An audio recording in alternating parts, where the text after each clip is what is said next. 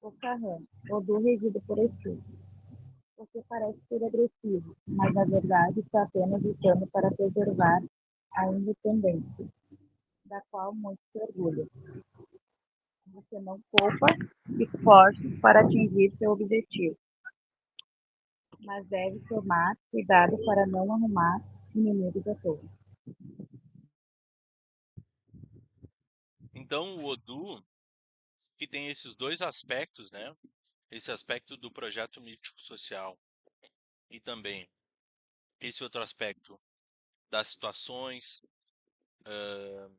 do caminho, ele vai apresentar também, por exemplo, as características de quem é de determinado Odu ou não, né? Então aqui tem as características desse Odu Ocarrã, né, que é regido por Exu.